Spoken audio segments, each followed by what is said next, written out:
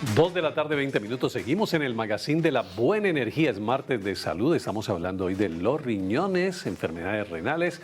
Y ya está con nosotros el doctor Carlos Durán, que es médico internista, pero también nefrólogo. Así que vamos a seguir hablando con él este interesante tema. Ustedes preparen sus preguntas tanto por escrito como marcando el 518-4098. Doctor Carlos Durán, buena energía, Doc. ¿Cómo te ha ido? Doctor Durán, buena energía, bienvenido. Buena energía. ¿Cómo está? Muy bien, gracias. Preocupado. ¿Preocupado por qué? Cuente. No, porque ya se habló bastante del tema y estoy preocupado que me va a tocar a mí. Pero hay tela por cortar, hay Claro. muchas preguntas de nuestros televidentes y algo muy importante que hablábamos ahora, Doc, es cómo diferentes patologías se pueden ver luego representadas en una enfermedad renal o en una condición específica en nuestros riñones. El doctor Mejía nos hablaba de la hipertensión, de la diabetes. Y es muy importante que podamos desglosar esto. ¿Cómo es que una persona diabética puede terminar con falla renal o de hipertensión? ¿Cómo influyen otras patologías en la afectación en nuestros riñones? Bueno, mira, el riñón es una consecuencia de... Hay algunas enfermedades primarias del riñón, pero casi siempre son enfermedades secundarias. Y a esto nos referimos como a la diabetes, la hipertensión, las enfermedades obstructivas del riñón, enfermedades autoinmunes, como decía el doctor, como el lupus. Sin embargo, creo que para los televidentes es muy importante tener en cuenta y enfocarse en las dos principales, la diabetes y la hipertensión. La diabetes es la principal causa de enfermedad renal crónica en el mundo, y esto parte por nuestros malos hábitos de salud. Pues estamos en un mundo en donde cada vez estamos más expuestos a los carbohidratos y a los azúcares, entonces no tenemos la oportunidad de comer frutas y verduras. Además, ahora creo yo que hay una mala interpretación de lo que es la fructosa. Fíjense que pues nosotros somos una especie que llevamos 200.000 años en evolución. Hablamos casi siempre del último 1% de nuestra historia, de los últimos 2.000 años, es el 1%, pero el resto de los 200.000 años los hemos hecho a través de las frutas y las verduras. O sea, toda esa evolución ha sido a través de las frutas y las verduras. Ahora vienen algunas personas a decirnos que son malas. Más de un creador de contenidos por ahí satanizando el banano, todas las frutas. Y qué importante que traigas este tema, Doc, porque me parece una oportunidad perfecta para desmentir mucho. Ahora todo el mundo cree médico, todo el mundo cree psicólogo, todo el mundo sale a redes, hace video y entonces todos somos expertos en todos y eso está mal. Pero peor aún está que muchas personas traguen entero y realmente no se asesoren de los especialistas. Por eso usted está hoy aquí, porque es experto en el tema. Y mencionas la diabetes para seguir con esta patología y aquí me parece algo supremamente importante. Se lo voy a decir por mi mamá, así ella le dé pena porque la expongo, pero muchas personas, al igual que mi mamá, piensan que el azúcar es la blanca que le echamos a las bebidas o a los alimentos simplemente. Entonces, se toma el café amargo, pero con un pan de 3.000. Claro. Entonces, ¿qué estamos haciendo allí? Los carbohidratos que nos mencionó, claro. un roscón con arequipe, con azúcar espolvoreada encima, una cantidad de cosas, y ahí yo creo que es muy importante hablar de cómo no solamente el azúcar propiamente, la blanquita que conocemos, pues, es azúcar, sino que hay otros alimentos que se convierten en azúcar. Los carbohidratos en general se convierten en azúcares. Por eso es tan importante en nuestro medio en donde vivimos en un ambiente muy expuesto a carbohidratos. Fíjense que geográficamente estamos expuestos a la papa, a la yuca, al plátano, al arroz, pero no solamente eso, los combinamos. Claro. La pastelería y la panadería que tenemos nosotros es algo espectacular, es exquisita. Uno no se puede acercar a una panadería a las 5 de la tarde porque no sale sino hasta las 8 de la noche después de probar todo lo que viene saliendo. Y desafortunadamente lo acompañamos de las gaseosas, pan caliente con popular. Dígame, eso es muy caleño, es muy caleño. Quiero hacer énfasis en una cosita. Porque tienes razón, no es el azúcar que le ponemos solamente a las comidas, sino con lo que se vienen realizando estos productos. Pero así también es con la sal. Okay. Cuando uno habla con el paciente y el azúcar y los carbohidratos y el sedentarismo son a la diabetes como la sal la ausencia de frutas y verduras y el sedentarismo son a la hipertensión. Entonces, cuando hablas con el paciente le dices, ¿estás comiendo sin sal? Doctor, es que yo no le pongo sal a la comida. Se lo puedes creer, pero nosotros deberíamos comer, según la Organización Mundial de la Salud, menos de 2 gramos de sodio al día. Menos de 2 ¿Saben gramos. ustedes cuánto tiene de sodio un pan de bono? No, pues muchísimo. Un pan de bono tiene 530 miligramos de sodio, o sea que si tú te Imagínate. comes 4 pan de bonos al día, ya sobrepasaste ese Que por ahí límite. pasa uno el número de pan de bonos también. Y a las 5 de la tarde peor. Entonces, y fíjate que no le has puesto sal al pan de bono. Entonces, el concepto que tiene tu madre, el azúcar, es el mismo concepto que tenemos todos de la sal. Así es. No le pongo sal, doctor, yo no le estoy poniendo sal, pero nuestras comidas están enriquecidas con sodio. Si vas a un restaurante que cocine sin sodio, sin sal, pues probablemente va a cerrar al otro día, no va a ir nadie. Bueno, entonces hay pero que tener en cuenta eso. Según eso que usted nos está diciendo, entonces todos nos asustamos porque decimos, Dios mío, entonces todos vamos a terminar con daño renal. Entonces, hablemos de cuáles son las estrategias, las mejores estrategias para prevenir el daño renal en personas con estas dos tipos de condiciones que usted está mencionando, que son las principales, ¿no? Ya. Diabetes e hipertensión. Ya lo hablaba el doctor Mejía un poco y como les dije al principio, lo más importante es tener en cuenta que el riñón es casi siempre la consecuencia de. ¿Sí? Entonces, si es la consecuencia de la diabetes, pues hay que tratar la diabetes. Y ojalá antes de la diabetes hay que tener un buen estilo de vida y unos hábitos saludables para evitar la diabetes. Si soy hipertenso, pues hay que tratar la hipertensión y ojalá antes de eso también prevenir la hipertensión. La obesidad es un problema grandísimo en nuestro medio también y es parte fundamental de la enfermedad renal también y es prácticamente prevenible. Claro. Casi siempre nosotros somos como seres humanos, y no sé si es algo de la condición humana, tratamos de echarle la culpa a algo más. Entonces me da diabetes, me ponen metformina, se me dañan los riñones y fue la metformina.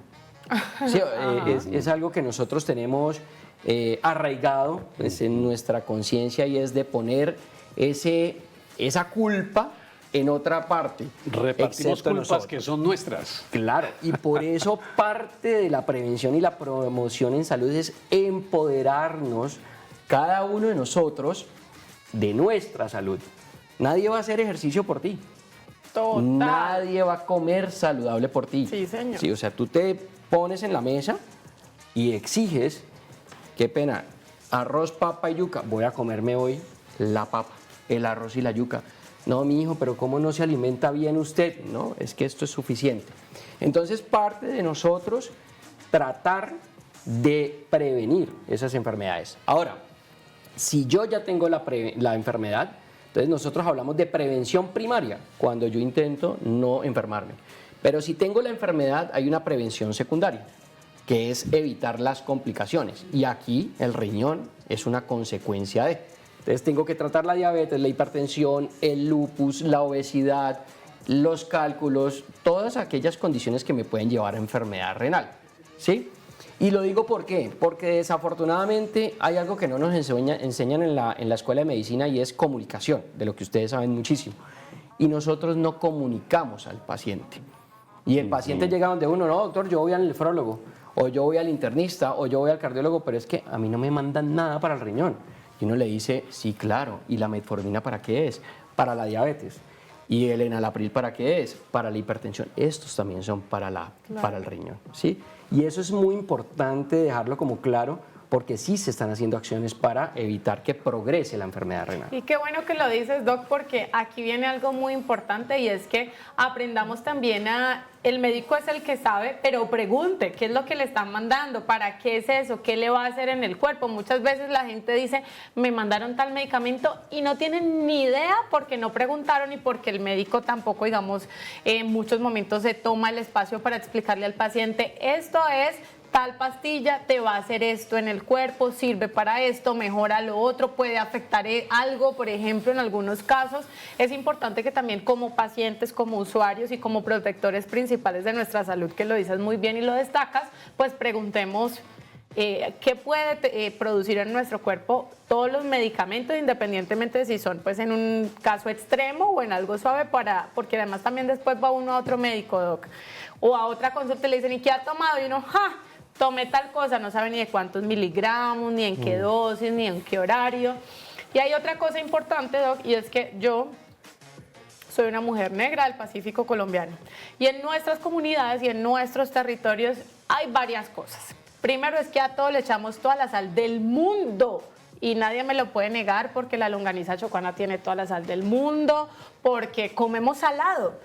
Le echamos sal, bueno, esto es histórico, también le echamos sal al pescado para guardarlo y protegerlo en muchas zonas que no cuentan con energía de manera permanente. Es la forma de conservar los alimentos. Esta es la carne serrana de Nariño, de Tumaco, de barbacoas, entre muchas otras cosas que generan que nuestra alimentación tal vez de manera cultural no sea la más sana, hablando desde este punto de vista de fallas en los riñones.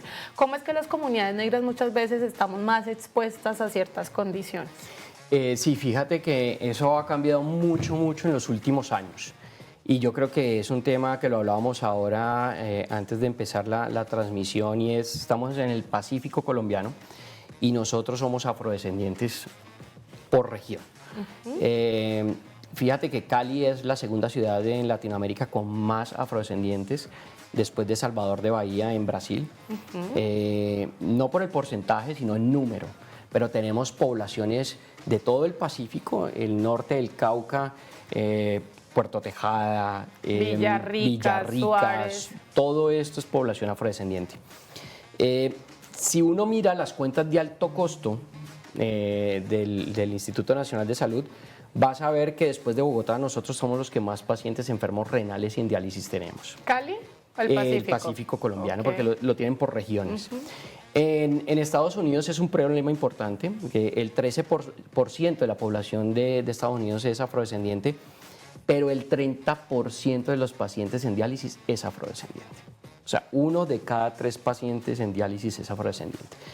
Históricamente, se había dicho que esto partía de unas cuestiones y diferencias sociodemográficas, de escolaridad, valga la redundancia, educación, y resulta que no es así.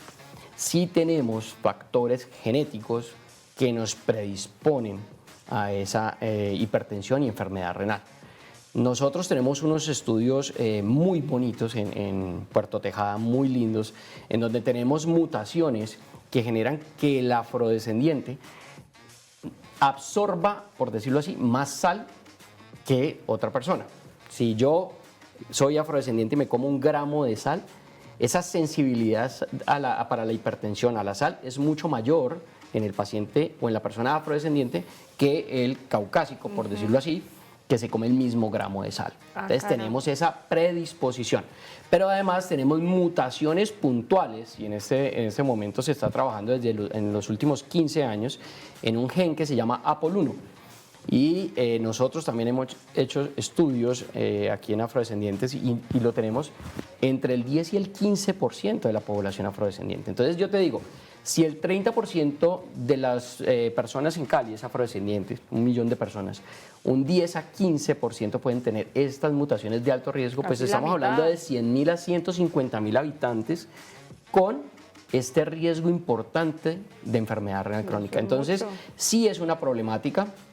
Y es una problemática que tenemos que abordar no solamente como médicos especialistas, sino a través de salud pública. Claro. Y ahí está, yo creo que el gran enfoque que debemos hacer desde el punto de vista de comunicación, las secretarías de salud municipal, departamental, para poder acercarnos a los pacientes y capturarlos y evitar que progresen. Claro, y ser conscientes, porque si de por sí hay este factor genético y adicionalmente le sumamos lo que te comentaba de la forma en la que culturalmente nos alimentamos con estas comidas que por supuesto son deliciosas y que nos encantan, pero que bien lo has dicho tú y lo dijo el doctor Mejía, la alimentación, la hidratación son claves para conservar en óptimo estado nuestros riñones y no desarrollar ni fallas renales ni hipertensión, diabetes y todas estas enfermedades.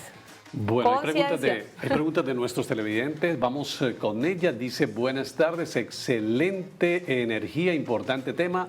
Dice, pregunta para el doctor, ¿las cicatrices en los riñones por infecciones urinarias, ¿se curan o no? Mil gracias. ¿Qué dice usted, doc? Bueno, no, querida televidente, la cicatriz se le dice vulgarmente cicatriz, pero es un área de fibrosis o esclerosis.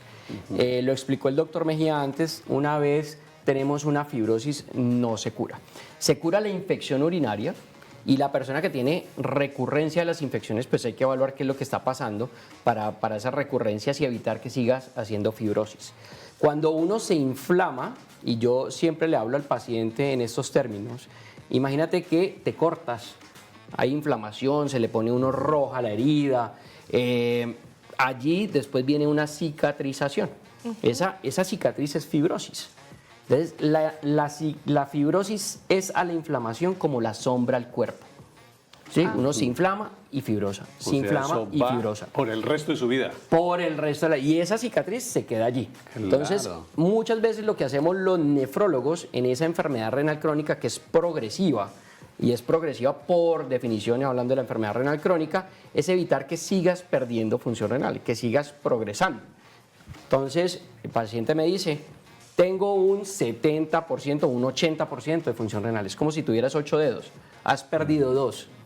¿Qué vamos a trabajar? Vamos a controlar la diabetes, vamos a controlar las infecciones, vamos a controlar la hipertensión para que tú no sigas perdiendo dedos. Claro. ¿Cómo lo hacemos?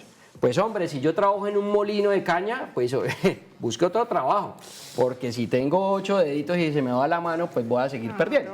Entonces, si yo tengo hipertensión, vamos a controlar la hipertensión, vamos a controlar la diabetes o lo que sea que esté causando la enfermedad renal. Que nos siga aumentando. Muy Pues bien. hablando de cicatrices, doc, aquí tenemos otra pregunta de nuestros televidentes. Nos dicen, buenas tardes, doctor Durán y tardes del sol. Soy Andrea. Mi hija tiene 17 años y desde muy pequeña tiene una cicatriz en el riñón derecho y ella siempre ha sufrido de infecciones urinarias.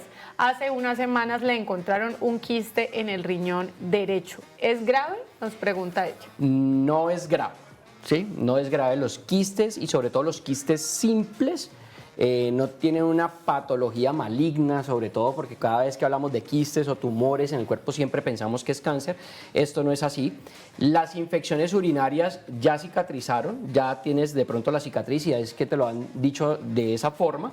Ahora lo que viene es la función, ¿sí? Y la función es la que hay que preservar. Entonces, aquí es como nos dicen las abuelas, ¿no? No importa que sea ñato con tal que respire. Sí, entonces tienes ya una infección urinaria, te dejó una cicatriz, pero probablemente la función de los riñones está adecuada. Entonces ahora lo que hay que inculcarle a la hija de 17 años es que tenga ya conductas y hábitos saludables para evitar que progrese la enfermedad. siga avanzando. Claro. Bueno, doctor, suele pasar en grupos de amigos que están charlando y uno, un momento a otro alguno dice, es que mira que me están como doliendo los riñones, aunque ya el doctor Mejía decía que los riñones no duelen. Entonces inmediatamente aparece el que se cree médico y le dice, no, vení, tómate una cervecita y verás que eso te pone a trabajar el riñón full. Y bien todo, ¿no? ¿Qué opina usted de eso, doc? ¿Qué tan cierto es que la cerveza ayuda en el funcionamiento del riñón? No, lo que pasa es que tenemos una falta de pronto de claridad en el concepto. La cerveza y todos los alcoholes, ¿sí? Lo que hacen es que inhiben una enzima que se llama antidiurética. Entonces, si yo cojo la antidiurética, que es la que me hace que yo no orine, y la suprimo, pues voy a orinar.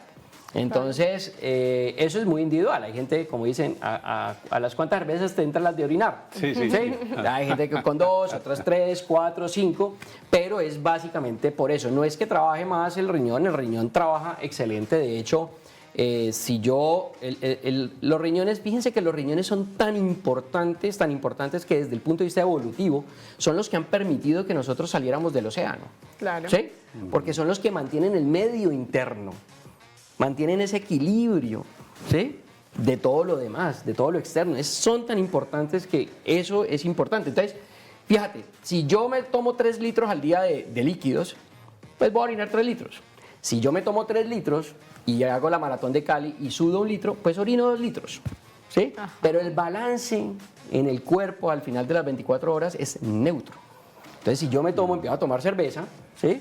Y cada cerveza tiene, no sé, 375, 400, 500 mililitros, pues me tomo 2, 1 litro, me tomo 3, litro y medio, me tomo 4, pues son 2 litros, pues por algún momento, por algún lado las tengo que botar. Claro. Entonces empieza uno también a orinar adicionalmente. Tiene toda su lógica y qué bueno desmitificar esas cosas que pues claramente incluso pueden empeorar muchas veces las condiciones de salud que tengamos. Mencionas una palabra muy importante que es líquidos y aquí viene la parte donde mucha gente dice es que estoy reteniendo líquidos, es que estoy sufriendo de los riñones. ¿Cómo es esa parte de la retención de líquidos? ¿Realmente está asociada a los riñones? ¿Entran otros órganos allí a ser parte? ¿O es también como parte de esa inflamación crónica que muchas veces se presenta en el cuerpo? Bueno, mira, digamos que uno puede asociar la retención de líquidos a 4 estados patológicos iniciales. Y los riñones son definitivamente con el corazón probablemente los principales. ¿Por qué? Porque ellos se encargan de la parte hidráulica del cuerpo. ¿Sí? El corazón es un músculo que bombea todo ese líquido a través del cuerpo y los riñones son como el sifón, ¿sí? Y por ahí se va el exceso de líquido. Luego, si yo tengo en mi ducha, la comparto con mi hermana, ¿sí? Y a mi hermana se le cae el pelo, entonces se empiezan a tapar todos esos los huequitos del sifón. ¿Y qué le pasa al sifón? Pues no funciona bien, se va tapando, se empoza el baño. ¿Y qué pasa además cuando se empoza el baño? Se ensucia. Se ensucia, le sale moho, la cucaracha no tiene por dónde salir, se ahoga y queda allí. Entonces es un poquito como nosotros le hablamos al paciente, te llenas de toxinas, pero para que se hagan la idea. Entonces claro, si el sifón no sirve, pues yo retengo líquido, claro. Porque de esos 2 que me estoy tomando, pues no soy capaz de eliminar sino 1 litro. Entonces el otro litro pues va a quedar por allí. Si sufro del corazón y no logro bombear adecuadamente la sangre, pues también me voy a represar de líquido. Otra patología grande es la cirrosis hepática en algunos eventos, digamos que avanzados. Y finalmente, que es algo que nos pasa muy frecuentemente, y es que nosotros tenemos un retorno venoso. Entonces, las personas que empiezan a sufrir de mala circulación, por llamarlo así, no tienen ese retorno venoso, entonces empiezan a retener líquidos, sobre todo en los miembros inferiores. Diferente al riñón, en donde tú les ves abotagada también la carita. ¿Sí? ¿Por qué? Porque el retorno venoso es solamente acá. En los miembros inferiores. Claro. Entonces, otra pregunta importante, doctor, es que yo me retengo líquidos esas a través del día. Pero yo me acuesto y me levanto deshinchado. ¿Sí? Claro. También es lógico. ¿Por qué? Porque es un sistema de gravedad. Yo cuando me duermo, estoy planito y ese líquido que tengo retenido se distribuye. Incluso cuando eso pasa, uno empieza a orinar más por las noches. Los hombres adicionalmente por la próstata, pero todos empezamos a orinar más por la noche porque redistribuimos ese líquido. Además es la jornada en la que el cuerpo hace el ejercicio de reparación también y entonces como que todo se pone en el espacio donde debe estar. Pues qué plática tan interesante, doctor Durán. Finalicemos dándole esos consejos a nuestros televidentes de los alimentos que ayudan a cuidar nuestros riñones y nuestra salud. Bueno, mire, como conclusiones yo creo que tenemos que tener varias. La primera, la alimentación. Es una alimentación que debe ser basada en frutas y verduras. Frutas y verduras. Debe ser basada en frutas y verduras. Ojalá tuviéramos 3 porciones de fruta al día y 2 ensaladas. Súper. Yo le digo al paciente, entonces, como conclusión, te vas a comer la fruta al desayuno, a la media mañana, a la media tarde. Súper. Y la ensalada la dejamos para el almuerzo y para la cena. Para la cena. Lo segundo, vamos a comer bajo en sal. Muy bajo en sal, ojalá sin sal. Y para garantizar eso, ojalá podamos comer en casa. Porque es que si comemos por fuera no lo vamos a garantizar, por lo que hablábamos. No sabemos qué le echaron. No sabemos qué le echaron. Tercero, mucho cuidado con las dietas hiperproteicas, ¿sí? Tienen que estar muy bien educados en el sentido de tener una buena nutricionista, tener probablemente un médico que los acompañe. Muy bien balanceada. Muy bien balanceada. Entonces, mucho cuidado con las dietas hiperproteicas. Y cuarto, vamos a tratar de ingerir una buena cantidad de líquidos que debe estar del orden entre 1 y los 2 litros. ¿Sí? Más o menos. Y yo le agrego una, Doc. Dígame. Ojo con el sedentarismo. Importante, Ojo ¿no? con el Hay que hacer sedentarismo. ejercicio. El ejercicio es fundamental. Sí. Se oxida. Movimiento. El otro día le hablé a una tía, yo tía, ¿qué es que estás haciendo? Porque yo la vi haciendo 70 y pico de años y yo, tía, ¿usted qué es lo que está haciendo? No, mija, me oxido. Y yo, me encanta, qué buen ejemplo. Me oxido fue la palabra que utilizó como querían decir, me voy a quedar aquí tiesa, luego no me puedo mover. Uno entre más años más debe mover y yo, muy inteligente de tu parte, me parece muy bien. Definitivamente. Doctor Durán, buena energía, muchas Muy buena gracias por Doctor Carlos Durán, acompañarnos. muchas gracias. Buena energía. Nos encanta tenerte aquí, nos encanta hablar de estos temas tan interesantes, de los cuales ustedes están ahí súper activos, súper interactivos a través de nuestras redes, a través de nuestro canal de WhatsApp. Qué bueno que aprovechemos este espacio y a estos expertos de nuestra región en temas tan importantes como la salud, grandes aprendizajes, a ponerlos en práctica. No solamente es para que lo escuchen, es para que lo apliquen en su día a día y en toda la familia. Vamos a hacer un pequeño corte de comerciales y ya regresamos con nuestro magazine de la buena energía.